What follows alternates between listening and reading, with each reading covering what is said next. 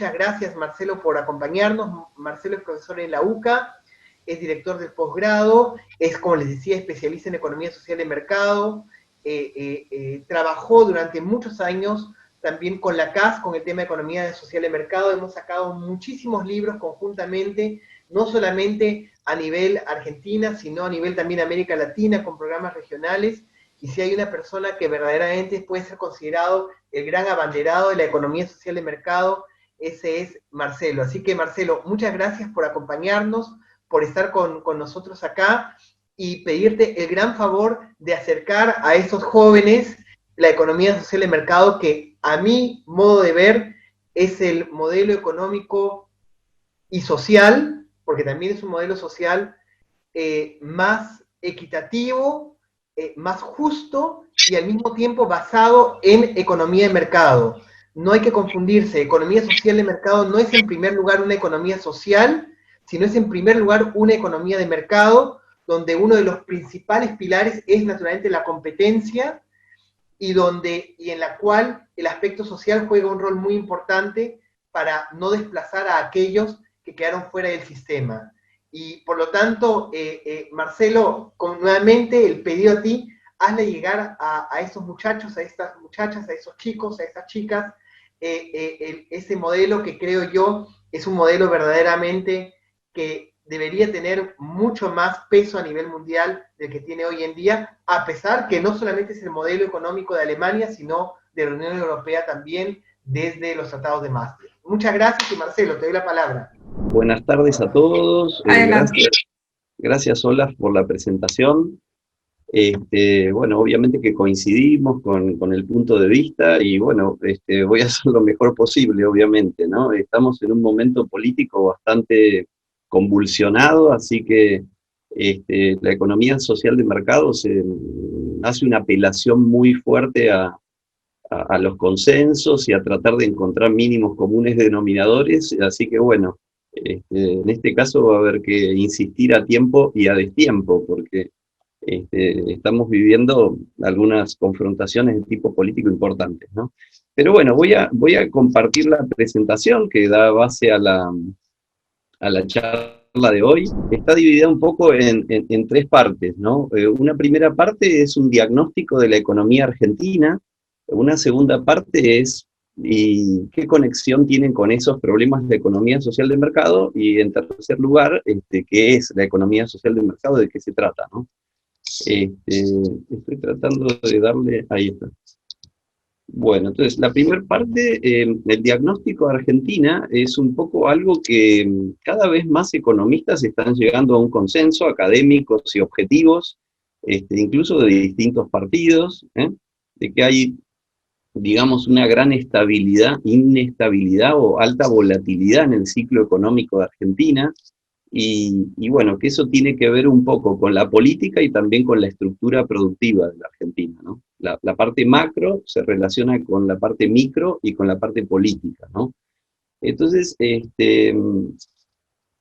un primer gráfico que aparece en muchos escritos de economistas de nuestro grupo, pero incluso lo encontré en artículos de Culfas y otros economistas argentinos de otros partidos políticos, o sea que hay bastante consenso, es que la economía argentina está en decadencia hasta hace bastantes años, ¿no?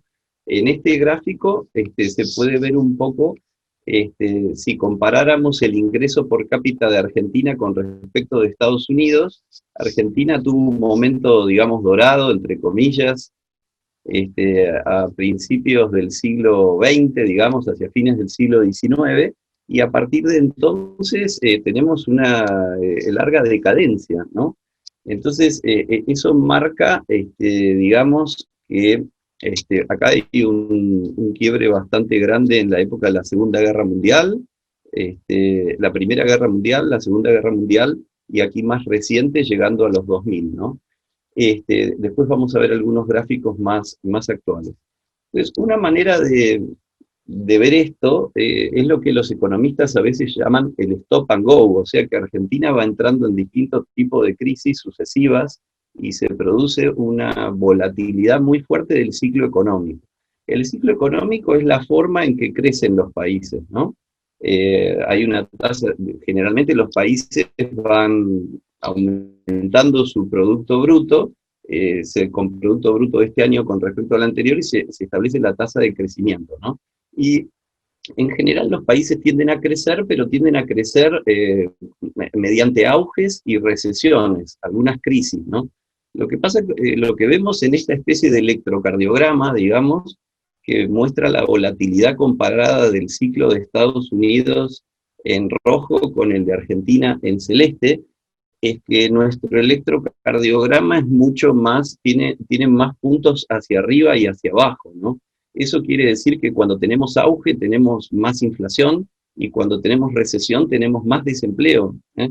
Entonces, digamos, lo que pasa en Argentina es que hay una volatilidad muy fuerte del ciclo y un problema grave, llegando un poquito más cerca históricamente, es que tanto la inflación como el desempleo, que son dos enfermedades macroeconómicas o de la macroeconomía, las dos generan pobreza, ¿no? La inflación porque aumentan más los precios con respecto al salario, y se deteriora el salario real, y el desempleo obviamente porque la gente se queda sin empleo, no puede trabajar, no tiene ingresos, y bueno, entra en la pobreza, ¿no? En este gráfico es un poco más reciente, va del año 88 a 2003 y se muestran dos crisis grandes de pobreza en la Argentina. Hoy en día estaríamos viviendo una tercera gran crisis de aumento de la pobreza. Todavía no hay datos finales al respecto del resultado, pero estas son dos anteriores muy fuertes. Y como pueden ver acá, la pobreza se mide como porcentaje de la población en el eje este que ustedes tienen a la izquierda, espero, ¿no? Yo lo tengo a la izquierda, por lo menos. Y está en barras rojas, ¿no? Y tenemos dos momentos, el año 89, que hubo hiperinflación durante el gobierno de Alfonsín, y el año 2001-2002, que fue la crisis un poco del gobierno de la Rúa y el colapso final de la convertibilidad, ¿no? Y lo que vemos acá en el medio, en esta liñita color azul, es el desempleo, ¿no? Entonces, lo que se puede ver es que la crisis del año 89 fue pura inflación y el nivel de desempleo no era muy alto. Y la crisis de la convertibilidad, no había inflación en la época de convertibilidad, y toda esa pobreza que se generó fue a través del desempleo, ¿no? Entonces, en economía tenemos que atajar como los dos problemas a la vez, la inflación y la recesión. Y lo que pasa un poco es que los economistas que enfatizan mucho digamos, aplacar la inflación, a veces a través de eso terminan generando procesos recesivos. Y el otro bando de los economistas lo que dice es que, bueno, es que hay que hacer políticas activas, incentivar el mercado interno para que no haya desempleo y terminan cayendo en la inflación. Entonces, como podemos ver, en realidad el problema de la macroeconomía es un problema de un equilibrio donde hay que evitar dos problemas muy graves que generan pobreza, ¿no? Y bueno, un poco, acá hay una diapositiva un poco larga de ver en detalle, yo me voy a referir un poco en general y les voy a dejar la presentación. Hay distintas explicaciones, yo acá me baso en dos que coinciden con lo que yo estaba viendo y después encontré que lo habían dicho antes que yo. Hay un artículo, El péndulo argentino de Diamant, del año 83, y O'Donnell hace una explicación más política de lo que pasa detrás de esos enfoques. Entonces, lo que dice Diamant es, en primer lugar, es que hay dos propuestas de política económica que chocan, ¿no? O que se suceden en el tiempo, y las dos se aplican sin tener en cuenta la verdad que tiene el otro, ¿no? Bueno, si yo quiero combatir la inflación, tengo que tener cuidado de que no se genere desempleo, como dice el otro bando. Pero como yo me enfoco solo en la inflación, termino generando una recesión que termina impactando el empleo. Y el otro bando pasa lo mismo, ¿no? Tendríamos que incentivar el nivel de actividad interno y también la exportación para que haya más empleo, pero cuidándonos mucho que no haya inflación. Y bueno, lo que terminan haciendo es que hay inflación, ¿no? Entonces, por eso lo llama el péndulo, porque además una crisis llama al otro bando, ¿no? Y se van turnando, pero como vimos, ese electrocardiograma hace que la pobreza en la Argentina haya mucha inestabilidad, haya falta de confianza, y bueno, y además se va aumentando la pobreza, ¿no? Entonces, lo que muestra un poco O'Donnell, que fue un politólogo muy importante, argentino, es que hay coaliciones de grupos de interés detrás de cada una de estas dos soluciones macroeconómicas, ¿no? A una la llama digamos, la coalición policlasista defensiva, que yo le puse popular, intervencionista, que coincide un poco con el peronismo, con los partidos democráticos del siglo XX, que bueno, que tienen un enfoque keynesiano, que tratan de incentivar el nivel de actividad, redistribuir el ingreso permanentemente, generar más, digamos, redes sociales, etcétera, y bueno, tiende a caer en la inflación y en la falta de productividad. Y después está la otra, que O'Donnell la llama la burguesía urbana, y también uno puede decir, bueno, la ortodoxa o la liberalizadora, que bueno, que insiste en el ajuste y bueno, va generando condiciones que a veces tienden a la recesión, ¿eh? Es lo que se ha visto históricamente. Y bueno, la gente se queda sin empleo y bueno, después sale a la calle y protesta, y bueno, y hay un cambio político y viene el otro grupo, ¿no?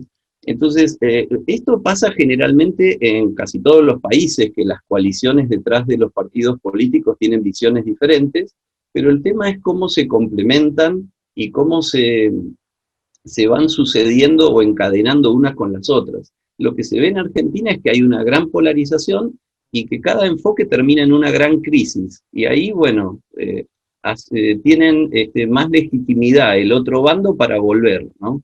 Pero también aplica una estrategia a fondo en una dirección sin tener en cuenta el equilibrio macroeconómico y vuelve a caer en otra crisis de signo contrario, y entonces eso le da argumentos a los otros para volver, ¿no? Y mientras tanto, el país tiene mucha inestabilidad porque no sabemos a qué atenernos, ¿no? Bueno, para llegar más al presente, este gráfico, bueno, acá tenemos la crisis de la convertibilidad, la crisis, acá la podemos ver en el año 2001-2002, esto es el nivel de actividad económica. Bueno, después tuvimos una época acá del gobierno de Duhalde y el gobierno de los Kirchner, que fue un ciclo positivo, pero también coincidió con altos precios internacionales, la crisis de las hipotecas, después un rebote muy fuerte, y bueno, y después, bueno, siguió la polarización, ¿no? Y acá tenemos un poco una estimación del impacto inicial, al menos de la cuarentena, ¿no? Que va a ser una crisis muy grave, ¿no? Bueno, la estamos viendo, la estamos padeciendo. Bueno, una de las cuestiones que se ve en el largo plazo, por ejemplo aquí de los años 60 hasta la actualidad, es que, bueno, Argentina casi toda su historia económica reciente está en déficit fiscal, ¿no? Acá está en porcentajes del Producto Bruto, las barras es el déficit primario, y la línea azul es el déficit financiero, ¿no? Es el déficit primario más los intereses de la deuda externa, ¿no? Y bueno, salvo unos periodos escasos, y uno de ellos fue el post-devaluación del año 2001-2002, que después el gobierno de los Kirchner fue erosionando y después entrando en un déficit importante. O sea que muchos consideramos que se dilapidó una oportunidad importante. Bueno, la Argentina tiene un problema grave de tipo fiscal, ¿no? Por un lado o por el otro, ¿eh? Porque hay un gasto en, digamos, servicios sociales, o en los otros momentos hay un gasto muy fuerte de los servicios de la deuda. Las dos cosas impactan sobre el ámbito fiscal. Y acá está la razón económica de por qué todo el mundo está preocupado, obviamente, por los dólares, porque los periodos, esto es la cuenta corriente de la Argentina, histórica, 1970 casi hasta la actualidad, y está la diferencia entre lo que exportamos y lo que importamos en bienes y en servicios, ¿no? Y la parte verde es cuando entran dólares, ¿no? Y la parte roja es cuando salen los dólares, ¿no? Esto sin contar los flujos financieros, ¿no? este, solamente los servicios y los bienes. Entonces, lo que se ve acá es algo parecido al perfil fiscal. Argentina casi siempre tiene más salida de los dólares por temas comerciales, bienes y servicios, pero comercial, ¿no? Entonces, este es un problema grave. Por eso muchos economistas hablan hoy de una coalición exportadora, ¿no? Obviamente que el gobierno habla de reactivar el mercado interno por el tema del impacto de la crisis y la recesión, pero hay muchos economistas, incluso en el gobierno, que están de acuerdo en que una vez que la economía empiece a repuntar y a reactivar, hay un cuello de botella, ¿no? Hay un obstáculo, porque la economía argentina, cuando se recupera, como compra muchos insumos en el exterior, que son importados, empieza a deteriorarse esta cuenta corriente y empiezan a faltar los dólares, ¿no? Sin contar con la desconfianza financiera, que ahora vamos a hablar un poquito. Porque acá, este es un gráfico tremendo que indica una gran desconfianza en la economía argentina, que nosotros conocemos que es una cosa de base, que es que esto se llama la fuga de capitales popularmente, pero bueno, serían los ahorros que los argentinos sacan fuera del sistema financiero, ya sea porque lo ponen debajo de los colchones en Argentina, los que no pueden sacarlo en el exterior, o los que lo pueden lo sacan en el exterior, ¿no? Entonces, fíjense que es muy, muy fuerte, acá tengo esto, alrededor de, acá están 25.000 millones, ¿no? Esta es la línea de 25.000 millones de dólares por año, y pasó muy fuertemente durante el gobierno de los Kirchner, pero lamentablemente, como podemos ver acá, la primera parte del gobierno, del último gobierno anterior, la situación estuvo más o menos contenida, pero los 2 últimos años fueron bastante malos también en eso, ¿no? Se terminó generando una desconfianza importante, ¿no? Entonces, ¿por qué la gente compra dólares y los saca del país? Obviamente porque tiene desconfianza no solo en el peso, sino también en el sistema financiero argentino, ¿no? Porque podríamos comprar dólares y dejarlos en el banco, como está pasando un poquito hoy. Pero en cuanto empiezan a desequilibrarse las cosas, los ahorristas empiezan a tener temor y tienen la memoria de que ha habido confiscaciones de sus depósitos en los bancos, o les han entregado bonos a 10 o 15 años, y entonces la gente corre al banco y lo saca, ¿no? Entonces eso genera una crisis también bancaria y financiera, ¿no? Entonces, dado que nosotros tenemos ese electrocardiograma, digamos, esa alta volatilidad, se ha generado una gran desconfianza, y acá estamos viendo los datos económicos que muestran eso, ¿no? Y un punto sobre la estructura productiva, ¿no? Desequilibrada. Diamond habla más bien de la diferencia entre el campo, que es, digamos, competitivo, y después la industria urbana o de los cordones industriales, que es menos competitiva y necesita más protecciones, y que cada sector necesita una política macroeconómica ajustada a sus necesidades, digamos, ¿no? Y son parte de 2 coaliciones diferentes políticas, ¿no? Pero también hay otro tipo de heterogeneidad que marca muy bien este gráfico de CEPAL, que es en distintos países de la región y comparado con otros de Europa, sí se dividen las empresas en las grandes, medianas, pequeñas y microempresas por la cantidad de trabajadores, ¿no? Y si las empresas grandes de cada país tuvieran 100 de productividad, ¿cuánto estarían produciendo las otras, ¿no? Y lo que se ve acá bastante claramente es que en Europa, sobre todo en Alemania, las pequeñas, medianas e incluso las microempresas tienen una productividad muy alta, casi a la par de las empresas grandes, ¿no? Quizás en Italia un poco menos, en España un poco menos, pero igual mucho más que en Latinoamérica, ¿no? Entonces, en casi todas las estructuras productivas de Latinoamérica tenemos empresas grandes que son bastante productivas y compiten, y además le dan altos salarios a sus empleados, pero después tenemos otro mundo, ¿eh? es como si Latinoamérica tuviera dos mundos productivos. Uno va a parar al sector de las pequeñas, medianas y microempresas y encuentra una gran informalidad, incapacidad para organizar las empresas, falta de formación y, bueno, obviamente productividad y capacitación para hacerlo, ¿no? Entonces, y la productividad en economía es una contracara del salario, ¿eh? Lo que puede pagar la empresa es de acuerdo a su productividad. Si yo estoy en una empresa de muy baja productividad, casi seguro voy a tener un bajo salario, ¿no? Entonces, una cosa que pasa mucho en Latinoamérica es que la cuestión de la desigualdad es una desigualdad no solo de ingresos, sino de capacidades productivas entre empresas, ¿no?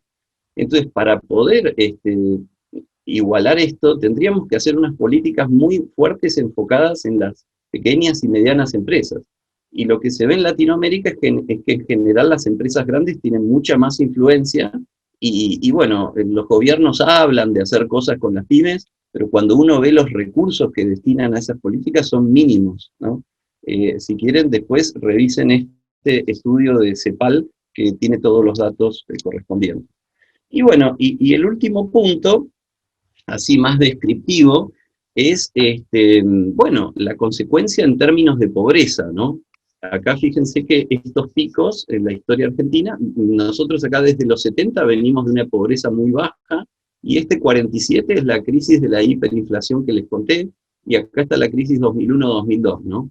Acá como esto llega hasta el 19, todavía está en 36 la pobreza, ¿no?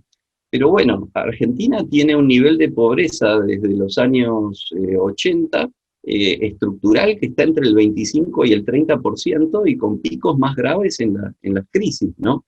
Entonces, bueno, es un desafío social muy fuerte. Eso es un poco la contracara dolorosa, ¿no? De esa macroeconomía que no funciona y de esa microeconomía tan heterogénea, ¿no? Entonces, ¿por qué podría la economía social de mercado interesarnos en este contexto, ¿no? Y acá, bueno, disculpen lo largo del pasaje, pero me pareció interesante estos investigadores que escriben una revista francesa, bastante como de izquierda, lo que hacen un análisis del ascenso del PRO, ¿no? Histórico, de cómo se fue construyendo, etcétera, etcétera, y le asignan al PRO tener una ideología, una concepción económica cercana a la economía social de mercado, ¿no? Por ejemplo, les leo, ¿no? Así, la sinergia entre Estado y mercado impulsada por el PRO es similar a la economía social de mercado, ¿sí? Dicen ellos, ¿no? Y dice, en Argentina el principal impulsor de la economía social de mercado fue el líder de la UCD, Álvaro Alzogaray. La versión criolla de la economía social de mercado tenía algunas diferencias con el original. Para Alzogaray, los sindicatos argentinos no estaban en condiciones de asumir el rol que les adjudicaba la economía social de mercado. Esto me tapa. A pesar de las diferencias entre las facciones que componen el PRO, hay una tendencia a coincidir con los postulados de la economía social de mercado, del mismo modo selectivo que empleara Alzogaray, ¿no? Entonces, en definitiva, este análisis externo, porque no es interno del partido, hay una visión de que el PRO está adoptando una visión compatible con la economía social de mercado por su énfasis en generar una sinergia entre Estado y mercado, ¿no? En no ver al mercado como positivo y al Estado como negativo, o al Estado como negativo y el mercado como... sino a tratar de encontrar un Estado inteligente que dé un marco institucional para que funcione la economía de mercados, ¿no? Que es un poco lo que vamos a ver plantea la economía social de mercado. Y aquí otro ejemplo. Esto es una columna de Hernán Lacunza, que fue ministro de Economía al final de la última administración, y escribió una columnita en La Nación que se llama Luces y Sombras, haciendo una especie de balance de su legado. Y él, bueno, dice que hay elementos positivos y otros negativos, y se enfoca muy fuertemente en los consensos, ¿eh? Él dice, para no resetear las reglas cada 4 años, para no caer en el péndulo, tenemos algunos consensos consolidados que a veces se soslayan, ¿no? La democracia republicana, que habría que ver hoy hasta qué punto, la atención a los más vulnerables, la protección de los ahorros. Quedan otros consensos, ¿no? Incipientes, en el sentido de la esperanza que se podrían dar, como la importancia del equilibrio fiscal, las estadísticas públicas, etcétera, ¿no? Y bueno, y había que construir otros. Entonces, yo veo esta declaración un poco en la línea de lo que vamos a ver sucintamente de la economía social de mercado. Por otro lado, otra noticia, quizás esta un poco más polémica, ¿no? Pero no sé si ustedes saben, se reunieron Stiglitz con Guzmán y el Papa el año pasado, a nivel internacional, y bueno, hubo como una idea de relanzar una nueva visión económica, y se mencionó la economía social de mercado. Acá hay una entrevista en Página 12 a Guzmán, del año pasado. Él no era ministro de Economía, y le pregunta qué es la economía social de mercado. A Guzmán, ¿no? Responde: es una forma de contrato social que busca poner los mercados al servicio de los pueblos en lugar de poner a los pueblos al servicio de los mercados. No hay con qué reemplazar a los mercados como el sistema más sensato para organizar las relaciones de producción e intercambio. Pero a la vez, el fundamentalismo del mercado resulta en un desastre social, económico y ambiental. O sea, después dice una cosa que también hay una coincidencia fuerte con la economía social de mercado: los mercados no funcionan en un vacío, sino que funcionan dentro de un marco de leyes, reglas, normas e instituciones que dependen de los procesos políticos, ¿eh? Entonces, lo que veo yo acá es, bueno, hoy en día en Argentina están todos los partidos políticos peleando por distintas cuestiones, y obviamente que corresponde, pero hay un sustrato técnico de los economistas que parece ir reconociendo estos problemas estructurales que tiene la Argentina y armonizar los objetivos. Entonces, para mí sería importante apuntar en esa dirección, y es un poco lo que la economía social de mercado plantea, y uno podría profundizar, ¿no? Entonces, ¿qué es la economía social de mercado, no? Bueno, la economía social de mercado surge en Alemania después de la Segunda Guerra Mundial. Imagínense que el país estaba devastado, bueno, por toda la guerra y por el legado del nazismo, y surge un liderazgo muy fuerte en este señor, Konrad Adenauer, que va a ser el líder de la democracia cristiana, y llama a un señor que se llama Ludwig Erhard, que fue su ministro de Finanzas, y para la reconstrucción de Alemania se decidió eh,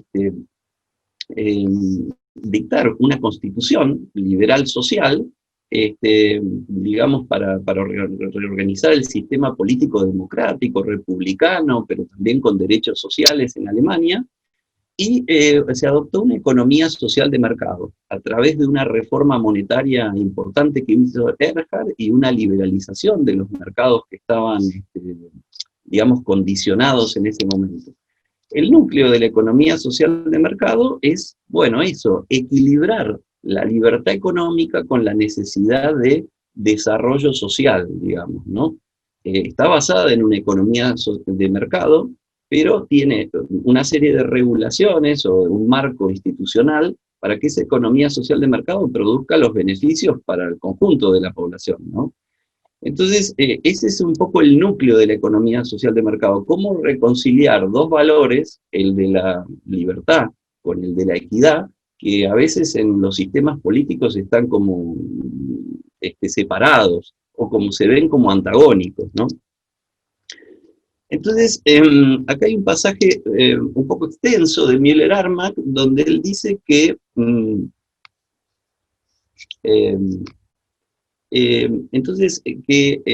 la concepción central, ¿no? En nuestra sociedad hay algunos grupos que buscan más la libertad, mientras otros más la seguridad social y económica. Todos buscan el crecimiento en la medida en que su grupo de pertenencia no sea perjudicado. La contraposición de los objetivos, el de la libertad y el social, crea conflictos sociales al tratar de imponer a alguno a costa de los otros, ¿eh? Cuando uno trata de imponer a la fuerza una visión unilateral de uno, termina perjudicando al otro. Esto llevó a formas extremas, tanto liberales como intervencionistas.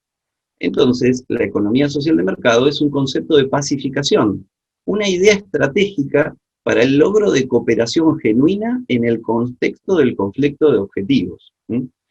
La economía social de mercado es adecuada en la sociedad moderna en la que la aceleración del desarrollo productivo en todos los campos debido a la tecnología y a la sociedad de masas busca una armonización dentro de un orden libre. No consiste solo en hacer tolerables las oleadas de cambios modernos, sino en posibilitar a la sociedad para participar de los frutos del desarrollo. Entonces, tenemos dos elementos importantes acá en la idea de Müller-Armack, que fue uno de los principales enunciadores de la economía social del mercado. Primero, que si uno trata de imponer un objetivo por encima del otro, termina forzando la cosa y hay un desequilibrio y hay que encontrar una armonización de la libertad y la igualdad, ¿no? O el desarrollo social. Y que eso puede ser hecho a través de la economía de mercado, a través de la economía social del mercado. Y el otro tema es que el cambio tecnológico, muy drástico, va generando ganadores y perdedores. Y si nosotros generamos un sistema donde ayudamos a los que están perdiendo para que se inserten en las ganancias del desarrollo tecnológico, vamos a generar un sistema más productivo y donde todo el mundo esté más conforme, ¿no? Entonces no habría por qué frenar ese desarrollo tecnológico, ¿no? Me parece que eso es bastante premonitorio, ¿no? Porque hoy estamos en un momento de un cambio tecnológico muy drástico, donde mucha gente se puede sentir un poco temerosa de qué va a pasar con esos cambios, si va a haber trabajo para todos o para algunos pocos, etcétera, ¿no? Entonces, es una propuesta en los dos sentidos. Aquí están un poco los principios centrales de la economía social de mercado, que como muy bien les comentó Olaf al principio, estos son los estructurales, los que están en el redondel, y son los centrales de la economía de mercado, ¿no? Propiedad privada, libertad para hacer contratos, una moneda estable, que si uno tiene que intercambiar, tiene que haber confianza en la moneda, mercados abiertos y que haya competencia, constancia de la política económica, que es lo que está en contra de ese electrocardiograma que estábamos viendo, ¿no? Tiene que haber una cierta estabilidad para que funcione esto, ¿no? Para que haya confianza, para que haya previsibilidad y haya inversión hacia el futuro y ahorro, ¿no? Y por otro lado, este es otro economista alemán, Eucken, o se deletrea Eucken, con K, decía que tenía que haber principios, aparte de los estructurales, que son los de la economía de mercado, unos que son reguladores, ¿no? Y bueno, uno de los puntos importantes era el control de los monopolios y la defensa de la competencia, o sea, para que los mercados realmente den beneficios para la mayoría, no puede ser un monopolio, ¿no? O dos empresas grandes que acuerdan, ¿no? Tiene que haber verdadera competencia y precios a la baja, ¿no?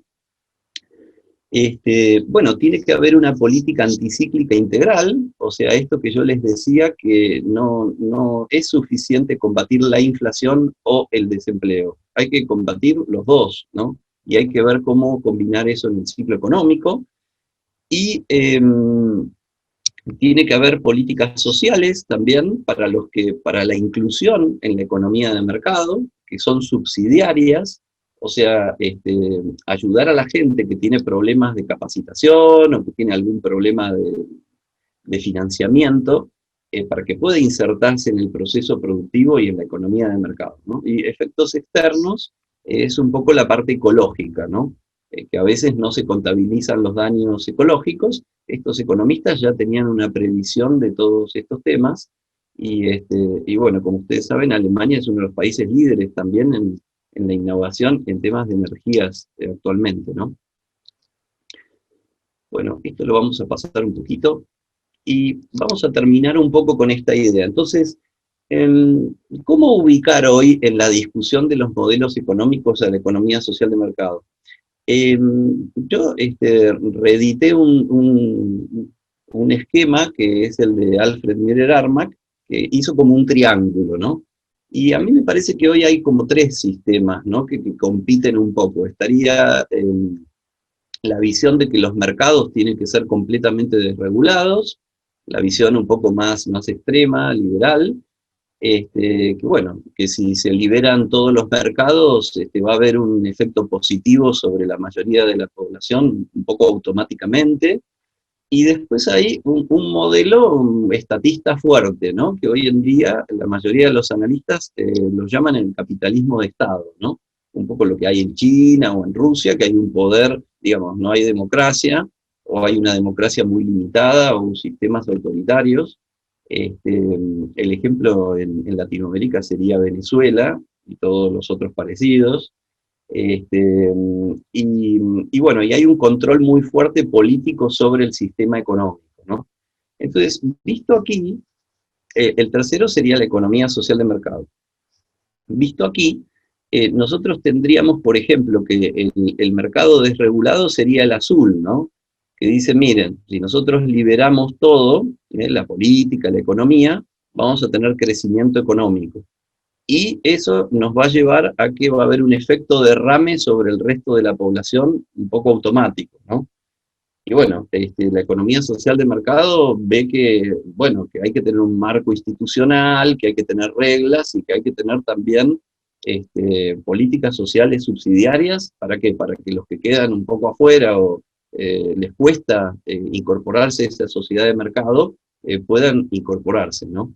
Entonces, no hay en este punto una coincidencia total.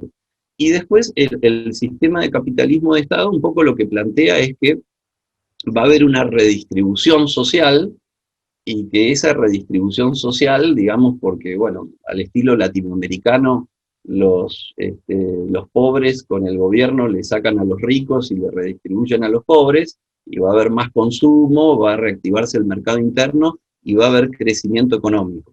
Pero no me pidan libertad política, ¿no? Es un líder autoritario que para hacer esto, bueno, tiene que tener autoridad y fuerza y, bueno, forzar a los otros y extraer de los otros lo que necesitan los que no tienen, ¿no? Es como un estado, digamos, Robin Hood. Entonces la economía social de mercado obviamente tampoco coincide con este modelo, y cree que la economía de mercado puede llevar a resultados muy superiores, pero obvio con alternancia, con un sistema democrático republicano y con una economía social de mercado, ¿no? Entonces, yo no sé cómo vamos con el tiempo, Carmen, pero no sé Sí, si me para quedan... quizás Sí. darle tiempo también a Cornelia para compartir su opinión con nosotros, propongo que en los próximos 5 minutos vamos cerrando y después de la intervención de Cornelia pasamos a las preguntas. Bueno, yo si estamos con poco tiempo me podría quedar acá, ¿eh? Tenía una diapositiva más, puede quedar en la presentación para la discusión y para... No, hay tiempo para una diapositiva más. Bueno, entonces voy a pasar a un punto que a mí me parece muy importante, y que es que estos dos modelos que estuvimos viendo, acá el mercado desregulado y el capitalismo de Estado, los dos llevan a una cuestión que estamos estudiando los economistas, que es el capitalismo rentista o el capitalismo de amigos, ¿eh? Curiosamente, los dos extremos en algún lugar se tocan un poco, ¿no?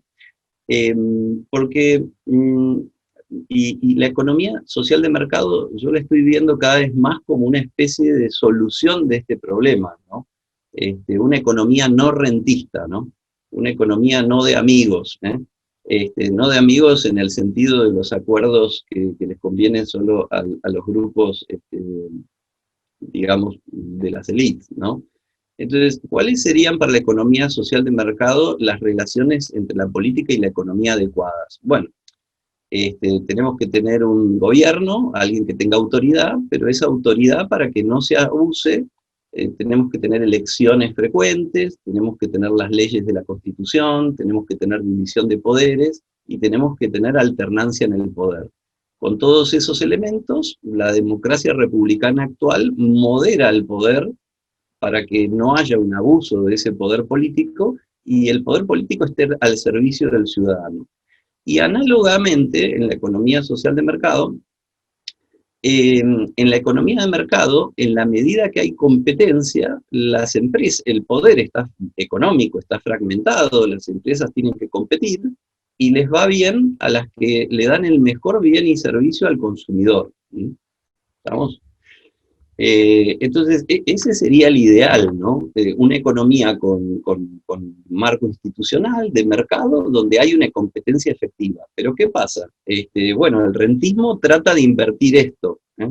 El poder político busca, digamos, no estar condicionado por las reglas, por la Constitución, por la oposición, por la alternancia y por lo que opina la gente, y muchas veces el poder económico busca no competir, ¿eh?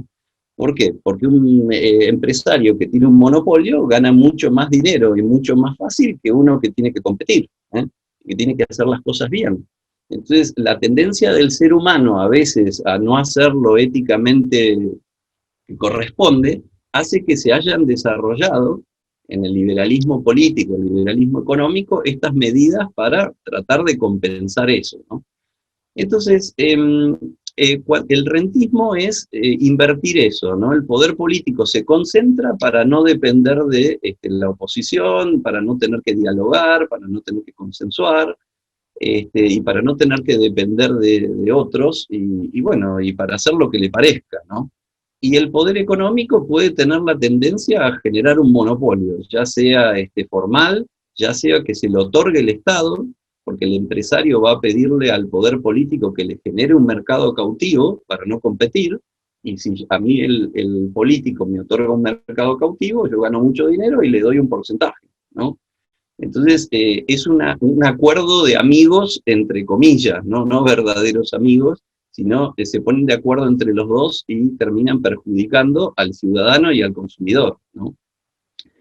Entonces, hay distintas maneras de llegar a esta situación. Por ejemplo, arreglar las licitaciones, capturar a los reguladores, generar monopolios, posiciones dominantes en el mercado, oligopolios que se ponen de acuerdo, que hacen acuerdos colusivos, y bueno, y en política, el patrimonialismo, ¿no? El uso informal del poder público para el beneficio privado del político, ¿no? Entonces, estos dos sistemas dan vuelta al ideal, ¿no? En vez de limitar el poder político para que el poder político sirva al bien común y al ciudadano, y en vez de limitar mediante la competencia y las regulaciones a las empresas en el mercado para que sirvan al consumidor, bueno, estos dos sistemas lo que tratan de hacer es subvertir eso, ¿no? Concentrar el poder político y concentrar el poder económico. Y generalmente se ponen de acuerdo, ¿no? Eso es lo que se llama el capitalismo de amigos.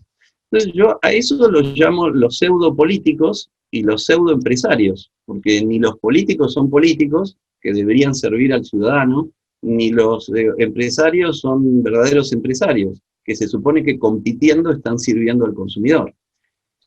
Y la economía social de mercado es justo la que la que enfatiza estos dos aspectos, ¿no? La democracia republicana con los controles constitucionales y la división de poderes, y la competencia y las reglas de organización del sistema económico, ¿no? Entonces acá hice un cuadrito, que esto podría ser un poco final, Carmen, donde tenemos los dos sistemas que veíamos compitiendo, al capitalismo de Estado, que está concentrado el poder político, y que se genera un conjunto de amigos para repartir un poco el rendimiento económico de este sistema, y después está, digamos, la tendencia final de las economías de mercado totalmente desreguladas, donde, bueno, se va concentrando a través de los monopolios el poder económico, y pueden influenciar al poder político, ¿sí? Hay algunos estudios que a esto los llaman, por ejemplo, un autor que estudió las Filipinas, lo llama el Estado botín, ¿eh? Porque bueno, al final los grupos privados tienen tanto poder sobre el poder político que bueno, directamente el presidente es un representante. Entonces, bueno, tampoco esto es una economía social de mercado, ¿no? Y estos dos sistemas que parecen opuestos, en realidad son dos tipos de economía rentística, ¿no?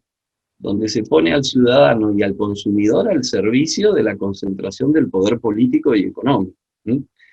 Y la economía social de mercado tiene distintas estructuras para revertir esto, ¿no? Que bueno, si quieren las podemos discutir más adelante. Entonces, como estuvimos viendo, ya vimos un poco un desarrollo de algunos elementos centrales del desempeño de la economía argentina, con una alta volatilidad y una sucesión de enfoques así polarizados, que bueno, van generando incertidumbre, cambiando la política económica, cambiando las instituciones, y bueno, eso se va generando un entorno de alta volatilidad, de mayor incertidumbre y de desconfianza, ¿no? Entonces eso atenta contra el ahorro, contra la inversión, etcétera, ¿no? Y contra el desempeño económico y después los resultados sociales, sin duda, ¿no?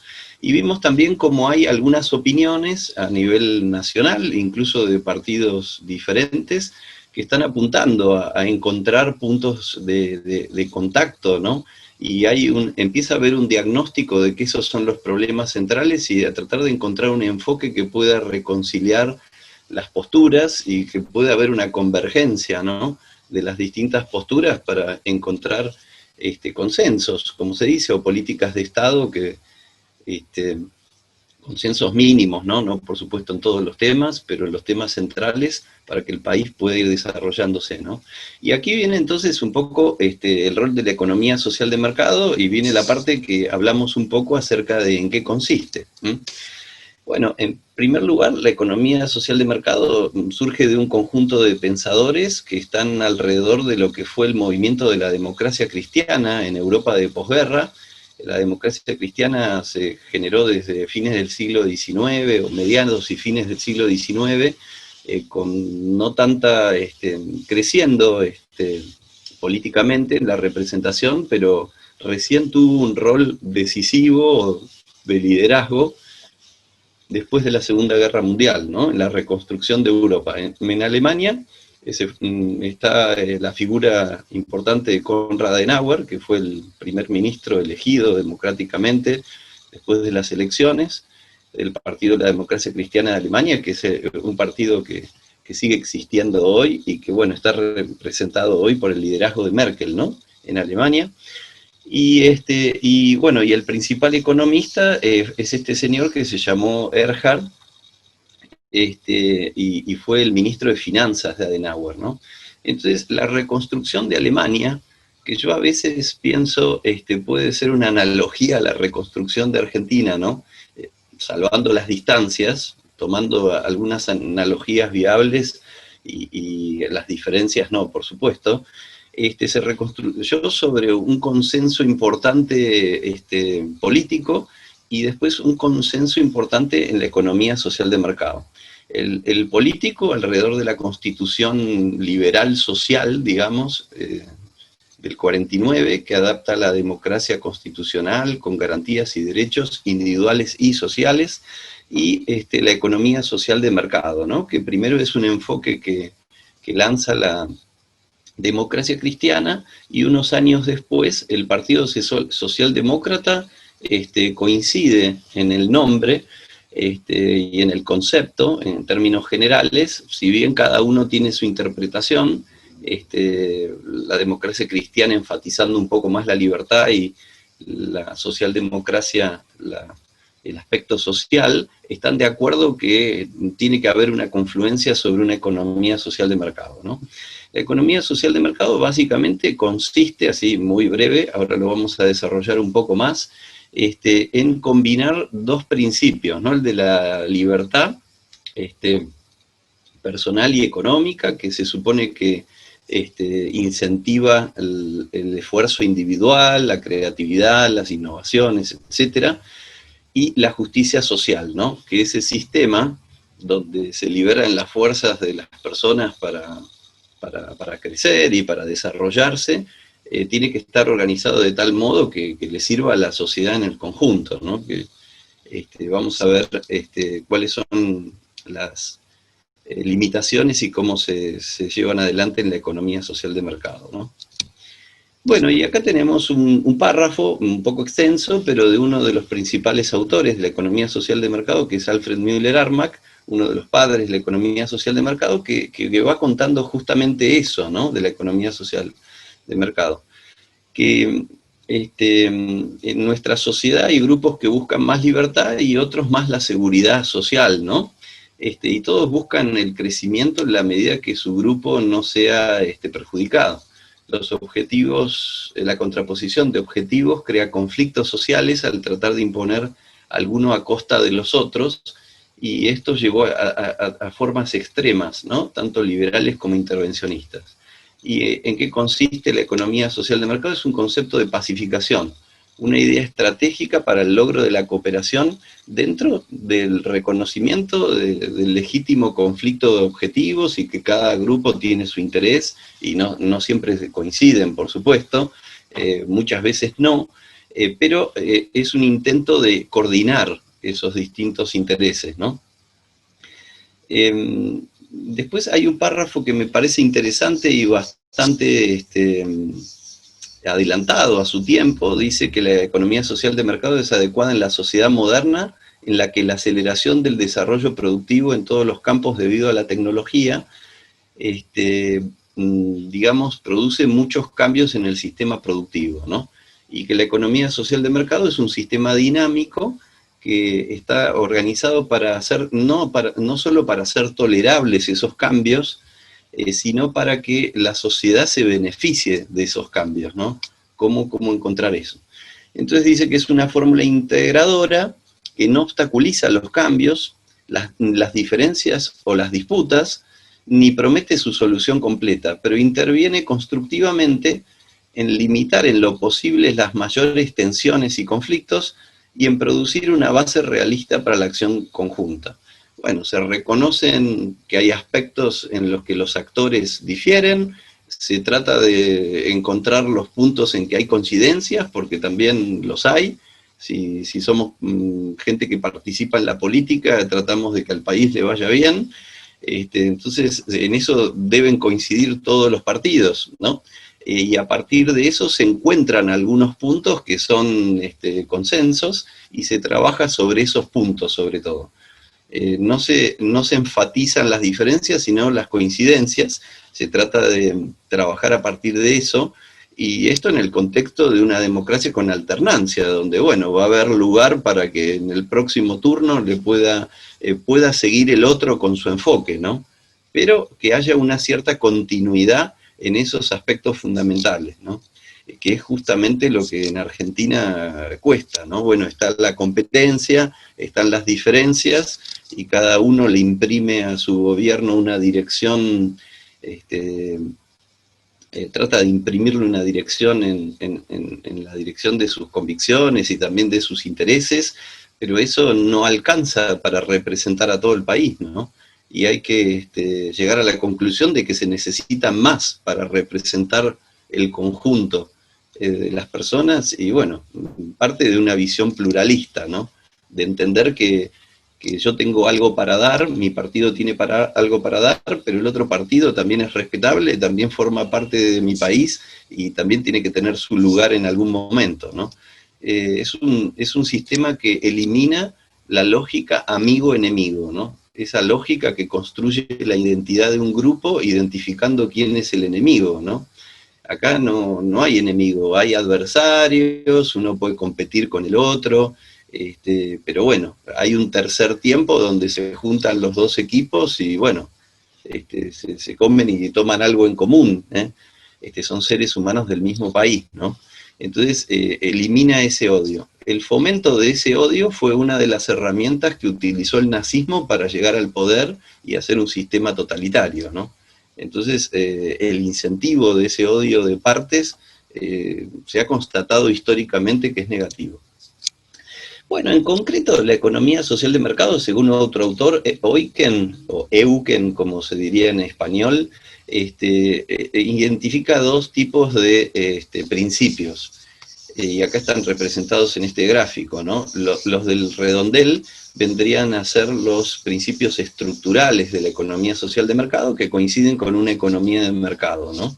La propiedad privada, la libertad de hacer contratos, que los mercados sean abiertos, que se pueda entrar y salir, no que haya restricciones, esto fomenta la competencia, moneda estable, algo que a Argentina le cuesta mucho, constancia de la política económica, que nos cuesta más, y bueno, que cada actor de la economía que toma sus decisiones, bueno, corre su riesgo y se hace cargo si no le va bien, ¿no? Aquí en Argentina a veces el problema es macroeconómico y la empresa quizás quiebra no solo porque hizo mal los cálculos en su mercado, sino porque no pudo anticipar lo que iba a hacer el gobierno que cambió la política económica. Entonces la responsabilidad de la empresa se ve un poco opacada por la responsabilidad del gobierno y de la política macroeconómica, ¿no? Que es muy inestable. Pero lo lógico sería una política más o menos estable, las empresas hacen sus planes, tratan de hacer las cosas lo mejor posible, algunas, la mayoría le irá bien y a otras no les irá bien y bueno, tienen que tratar de hacer otra cosa. Se hacen responsables de lo que planearon y lo que ofrecieron no funcionó, ¿no? Esto siempre y cuando haya una economía relativamente estable, que en Argentina no lo logramos, ¿no? Y bueno, las de los ángulos vendrían a ser los principios reguladores, ¿no? Esta es la política anticíclica integral que trata de generar una macroeconomía más estable, vamos a ver un pasaje hacia el final. El control de los monopolios, la defensa de la competencia, porque si hay libres contratos, pero un grupo es un monopolio, o una de las partes es monopolio, o también una de las partes tiene más influencia con el Estado, por ejemplo, o tiene más información, bueno, se puede aprovechar de la otra parte. Entonces eso no genera una economía de mercado que está al servicio de todos, sino que tiende a desbalancear los resultados a favor de alguna de las partes, ¿no? Entonces tiene que haber competencia. Y dentro de lo posible, ¿no?, una concentración muy importante del poder económico.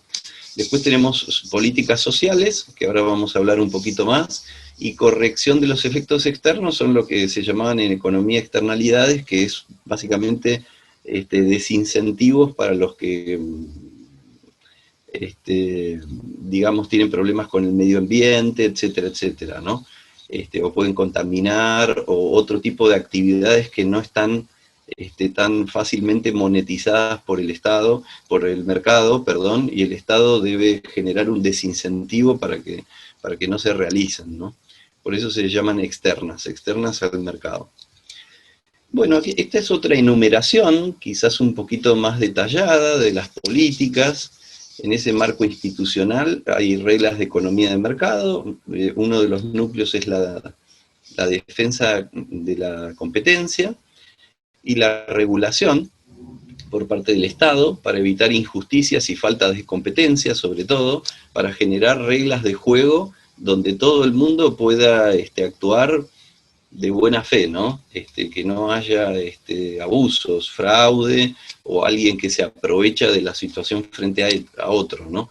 El Estado tendría que actuar como generando las reglas y siendo un árbitro, ¿no? Pero no jugando a favor o en contra de alguno de los equipos, ¿no? Debería dejar que los equipos jueguen y el que mejor le va, bueno, ganó y se hace otro campeonato, después le toca a otro, ¿no? Eso teniendo en cuenta los sectores económicos, ¿no? No estamos hablando de la gente que está incluida en el sistema y de los excluidos o los pobres, sino estamos hablando, por ejemplo, del agro, de la industria, de los servicios, de las empresas de un país, de las empresas de otro país. El Estado no debe privilegiar a unas por sobre otras, debe dejar que ofrezcan sus productos, generar un marco para que haya inversión y contratación de trabajadores, y bueno, después las empresas les irá bien o mal de acuerdo a las decisiones que toman, ¿no?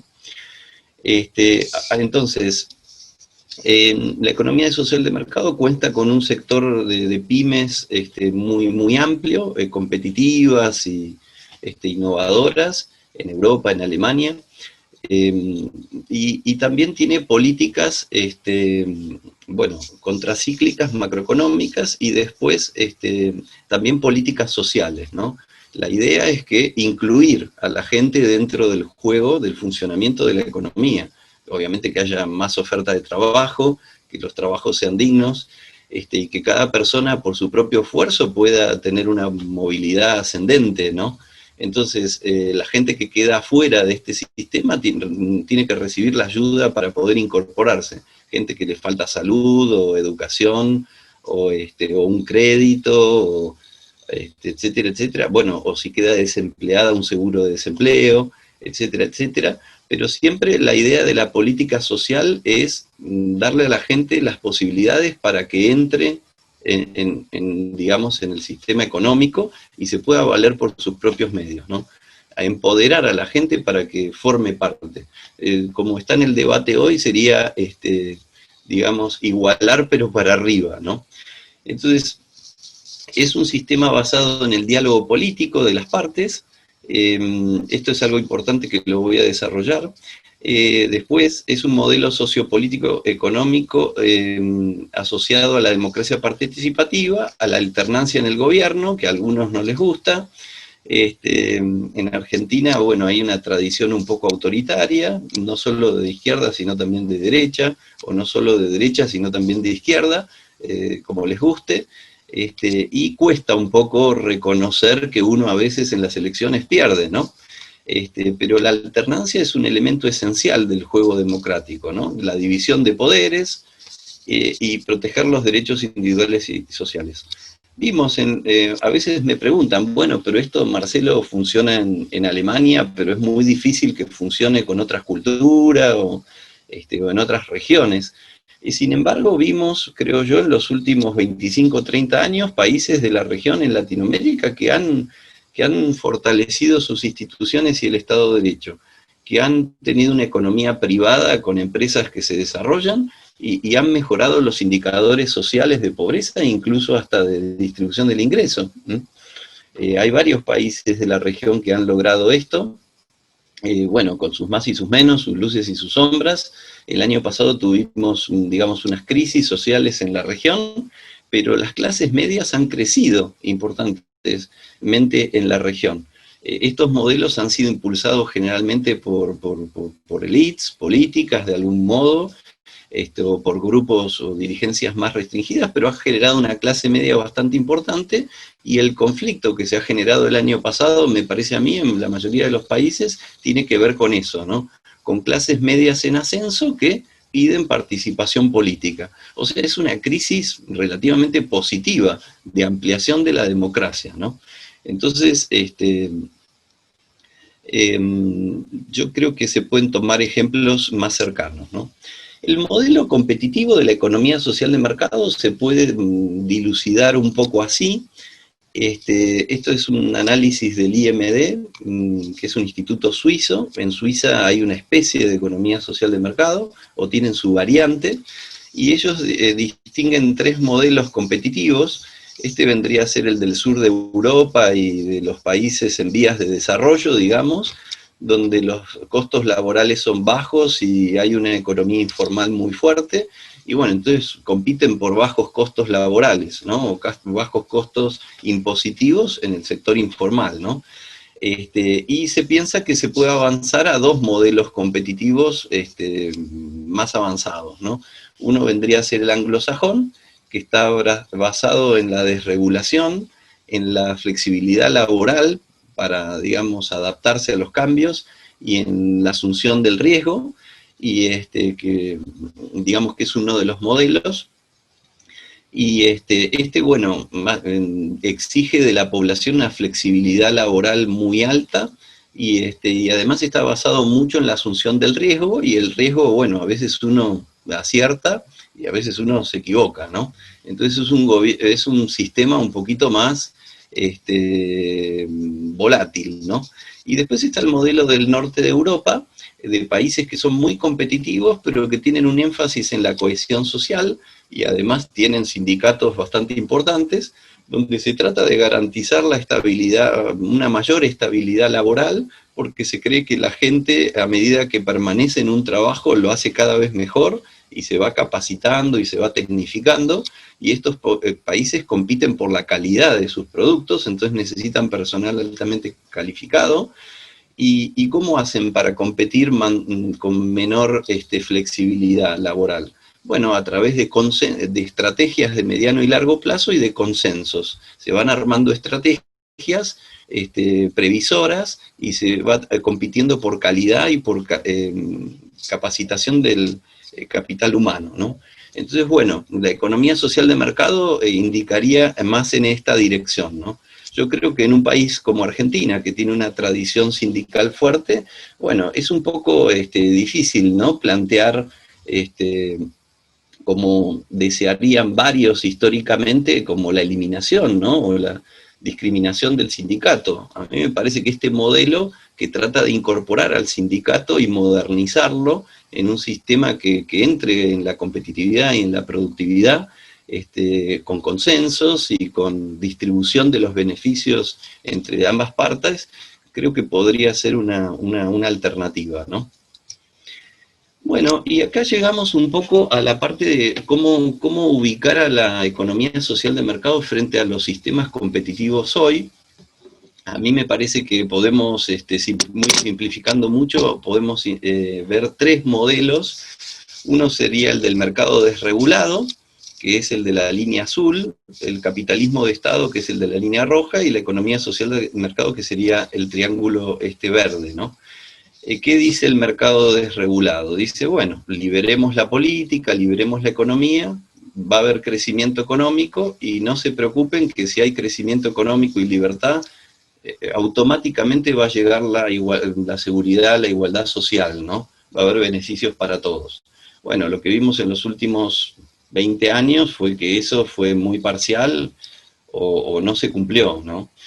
Y después está el otro extremo, el capitalismo de Estado, que dice, miren, acá lo más importante es la seguridad social y la igualdad, tiene que haber redistribución, con redistribución va a haber consumo, va a haber mercado interno y va a haber crecimiento económico, pero no me pidan libertad política, ¿no? Yo para hacer esa redistribución inicial necesito autoridad y sacarle a los que tienen y darle a los que no tienen, ¿no? Entonces así va a funcionar el sistema económico. Este es un sistema más autoritario, que bueno, en Latinoamérica tenemos ejemplos que funcionan bastante mal, en otros países como China o Rusia funciona un poco mejor, y está siendo como un ejemplo en países de la región.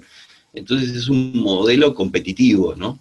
Y la economía social de mercado que dice, no, miren, en realidad hay que tener un enfoque un poco más amplio y ver que hay que apuntar a los tres objetivos al mismo tiempo. Es más difícil de explicar en la televisión en 2 minutos, pero bueno, es la única manera de que funcionen las cosas coordinadamente. Entonces, el principal enemigo, creo yo, de este sistema, y en parte en base a lo que fue elaborado, es ir en contra del privilegio, y del rentismo. Vieron que está la discusión sobre la meritocracia. La economía social de mercado reconoce un tipo de meritocracia, ¿no? ¿Cuál es la meritocracia? Bueno, el funcionario público que sirve al ciudadano y sirve al bien común, bueno, tiene que tener más de algún modo, beneficios, ¿no?, o retribución. Y el empresario que da mejores bienes y servicios, cumpliendo con todas las normas y generando más trabajo, también tiene que tener beneficio. Entonces, ese es el mérito que tiene que tener su recompensa, ¿no? El problema es cuando esto funciona un poco al revés, ¿no? Y es cuando no hay alternancia o no hay competencia en el sistema económico, ¿eh? Entonces, las relaciones política-economía adecuadas serían que en la democracia republicana con mercado social, el poder político sirve a los ciudadanos y la riqueza surge de beneficiar a los consumidores, ¿eh? Pero el rentismo invierte la relación, ¿no? Pone a los consumidores al servicio de la empresa y a los ciudadanos al servicio del poder autoritario político. ¿Y cómo se logra? En la economía, evitando la competencia, buscando privilegios, arreglar licitaciones, capturar reguladores, monopolios, abusos de posición dominante, colusión, etc. Hay distintas prácticas para ganar dinero, digamos, evitando la competencia. Yo me hago amigo de un político o de un funcionario y tengo un beneficio regulatorio, ¿no? O gano una licitación con un precio más alto, sin competir, ¿no? Entonces, bueno, eso obviamente que genera un beneficio, pero no estamos sirviendo a los consumidores o a los ciudadanos, ¿no? Y el aspecto político vendría a ser lo que se llama en la teoría política el neopatrimonialismo, que es el uso informal de agencias públicas para el beneficio privado. Es decir, bueno, ahí está el Estado y tiene sus oficinas, tiene sus ministerios, secretarías, subsecretarías, que se supone que están para servir al ciudadano. Pero ¿qué pasa? El que está ahí dice, bueno, acá todo este sistema no funciona, nadie sirve al ciudadano, yo tampoco. ¿Qué voy a hacer? Bueno, todo el mundo trata de salvarse su propio pellejo, yo voy a hacer lo mismo. A ver qué tengo a cargo, qué puedo repartir, qué puedo negociar. Y bueno, uso la función pública para el beneficio propio. En general, esto consiste en otorgar privilegios o subsidios, exenciones, contratos favorecidos, empleo público, crear mercados cautivos, o orientaciones de la política económica que le convenga a algún sector del cual yo estoy en buenas tratativas, etcétera, etcétera. Entonces, si no hay competencia en el sector privado, y además el sector público está siendo usado para la apropiación privada del beneficio de la función, bueno, no se logran ninguno de los dos objetivos, ni el de la democracia republicana, ni el de la economía social de mercado. Porque la economía social de mercado y la democracia republicana están para que el poder político sirva al ciudadano y para que el poder o la capacidad económica sirva al consumidor. Pero con estos sistemas de privilegio, el consumidor termina siendo esquilmado por la empresa y el ciudadano termina siendo, de alguna manera, utilizado, no respetado por por la función del Estado que se debe cumplir, ¿no? La combinación de las dos cosas es lo que se llama el capitalismo rentista, porque los políticos, una vez que consiguen poder, necesitan algún empresario amigo a quien beneficiar para tener un porcentaje, digamos, ¿no? Y en general los empresarios que no quieren competir van a hablar con alguien en el Estado para que les dé un privilegio. Ese es más o menos el mecanismo más sencillo que hace que haya una connivencia entre el poder concentrado político y el poder concentrado económico de espaldas a la gente, a la mayor parte de la gente, ¿no? Entonces yo a eso lo llamo el capitalismo rentista y podríamos definir pseudoempresarios y pseudopolíticos. No son verdaderos políticos ni verdaderos empresarios. Es como tener un capitán de navío y después tener un pirata. No es lo mismo. Los dos tienen un barco, pero no se dedican al mismo negocio. El capitán de navío lleva el barco y comercia, transporta bienes de un lado al otro, lo contratan. Y el pirata se va quedando con lo de los demás. Entonces, aquí, digamos, en muchos sistemas de economía política no hay una distinción bien clara de esto desde el punto de vista ético. Esto se podría representar entonces de esta forma abreviada. Hay dos tipos de economía que tienden al rentismo. El capitalismo de Estado, por una cuestión autoritaria política, de concentración del poder político en el capitalismo de Estado, o en las economías de libertad total, del laissez-faire, digamos, es porque no hay regulación o el Estado es cooptado por intereses privados. En definitiva, se va generando una concentración económica en las empresas y en el sector privado. Y bueno, estas empresas pueden capturar al Estado, ¿no? Entonces, bueno, no funciona el Estado tampoco. Entonces, en estas dos, yo las llamo economías rentísticas. Entonces, la extrema izquierda con la extrema derecha al final coinciden un poco porque hay una concentración del poder, o en el sector político o en el sector privado, pero no hay una distribución de los beneficios de la democracia y de la economía social de mercado para el conjunto de la población.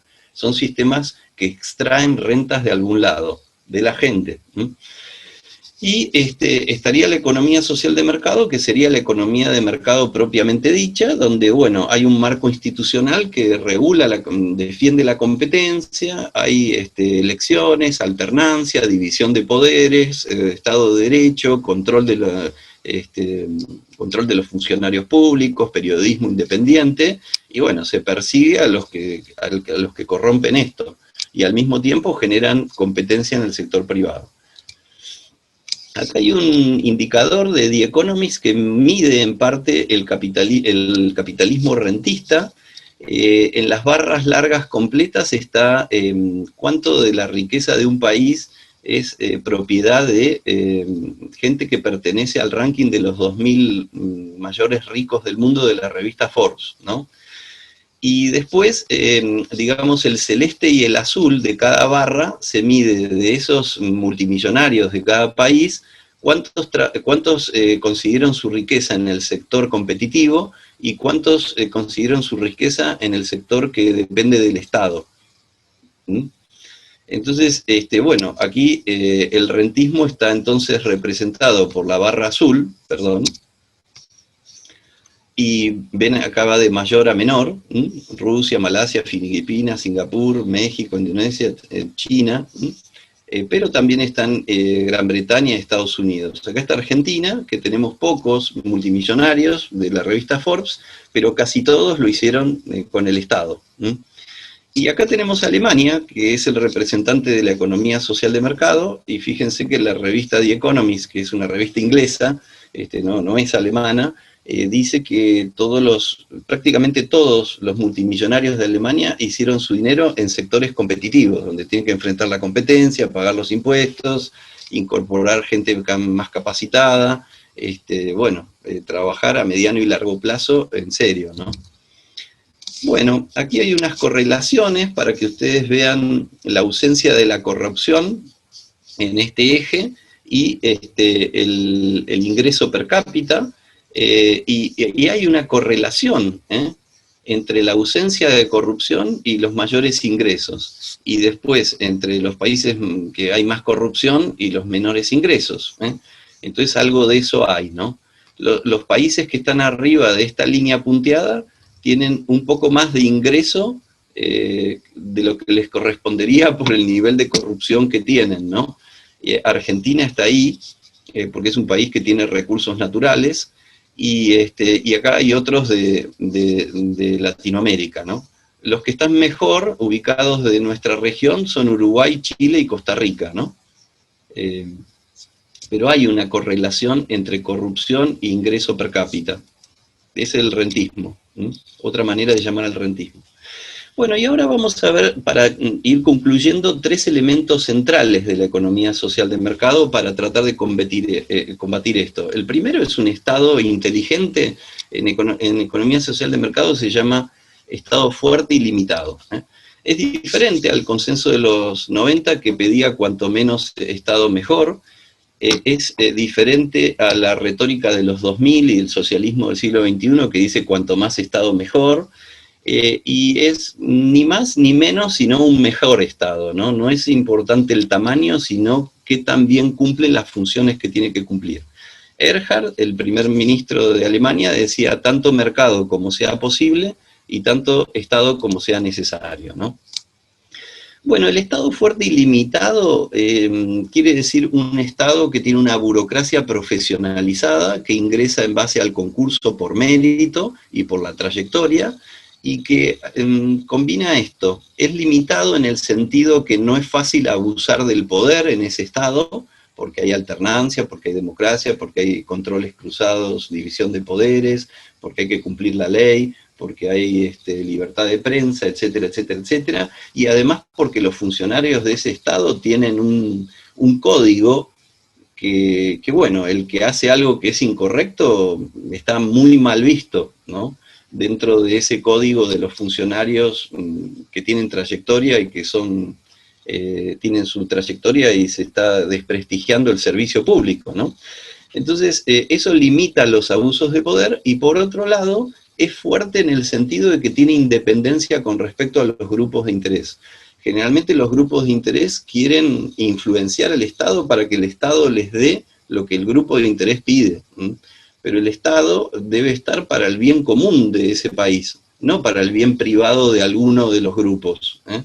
Lo que hay aquí son partidos que tratan de hacer lo que le conviene al grupo que apoya a ese partido, que lo financia y etcétera, etcétera, ¿no? Pero lo que corresponde es que el gobierno y el Estado funcione hacia el bien común. Entonces, se necesita un grado de independencia de la presión de los grupos. Está bien, yo puedo hablar con los distintos actores sociales, con la unión industrial, con los empresarios de aquí, los del agro, los de allá, pero hay que resolver algo que sea una resultante que sea lo que le conviene al conjunto de los grupos. Lo que pasa aquí es que es todo bastante, generalmente, es que es muy difícil la política, hay bastante, no hay consensos, no hay políticas de Estado, todo está en discusión. Entonces, ¿qué pasa? El gobierno tiende a apoyarse en el que lo apoya al gobierno, y para eso tiene que hacer una política que le conviene más al grupo de interés que lo apoya. Y esa política tiene un alcance, ¿no? Un corto alcance, en lugar de lo que sirve para el bien común. Y bueno, y ahí se da la lógica de la polarización que hemos visto, ¿no? Bueno, acá hay otro gráfico en base a un concepto que se mide en el Banco Mundial, que es la efectividad del gobierno, que está aquí abajo, y el índice de desarrollo humano ahora de las Naciones Unidas, ¿no? Que agrega salud, educación y esperanza de vida, aparte del ingreso per cápita, y fíjense cómo de algún modo también hay una correlación entre la eficacia de los gobiernos y el desarrollo humano, ¿no? Bueno, Argentina está por encima, en eficacia del gobierno está un poco bajo con respecto al alto grado de desarrollo que tiene, ¿no? Creo que Italia también, y los que están por debajo es diferente, ¿no? Bueno, Chile, Uruguay, Costa Rica también están bastante arriba, ¿no? Generalmente son los países que están considerados con mejor calidad institucional. Otro de los temas que hablamos es la defensa de la competencia, que es algo esencial a la economía social de mercado. Y acá, bueno, para ahondar un poquito más, hay distintos pensamientos con respecto a esto. La economía social de mercado está a favor de la competencia, pero a diferencia del liberalismo común y silvestre, cree que no se da automáticamente, que el Estado tiene que encontrar un mecanismo institucional para hacerlo, porque los empresarios, si pueden no competir, no compiten, ¿no? No es que a los empresarios les gusta ganar plata esforzándose y compitiendo, sino que si lo pueden hacer esforzándose menos y sin competir, bueno, es una tendencia de la naturaleza humana a inclinarse a eso, ¿no? Entonces, en una cultura donde no hay un fuerte ethos, digamos, una ética de la competencia, del esfuerzo y de la excelencia, bueno, el Estado es más importante en generar, por lo menos, que haya esa competencia y que no haya monopolios, ¿no? Entonces, acá hay distintas líneas. Hay algunos que están en contra de la competencia, ¿no? Por ejemplo, el pensamiento marxista, ¿no? Después está el liberalismo extremo, que tampoco cree que haya que defender la competencia, porque bueno, eso ya existe y ya se da, y si sacamos al Estado del medio, va a haber perfecta competencia, ¿no? Y después, los dos sistemas que creen que debe haber alguna acción del Estado, son los que creen que debería haber intervenciones selectivas, que el Estado debería intervenir nada más cuando encuentra algún problema, pero esto, bueno, tiende un poquito a la discrecionalidad y a la arbitrariedad, y bueno, en Argentina no sé si sería muy recomendable, y los que creen que debe haber una regla de defensa de competencia, ¿no? Que es la economía social de mercado. Bueno, ustedes me van a decir, nosotros tenemos ley de defensa de la competencia y no funciona. Bueno, puede ser. En Argentina hacemos muchas leyes que después no tienen tanto efecto real. Eso tiene que ver un poco por cómo son implementadas, por el apoyo político que tienen y también por la conciencia que haya en la ciudadanía de la importancia de esto.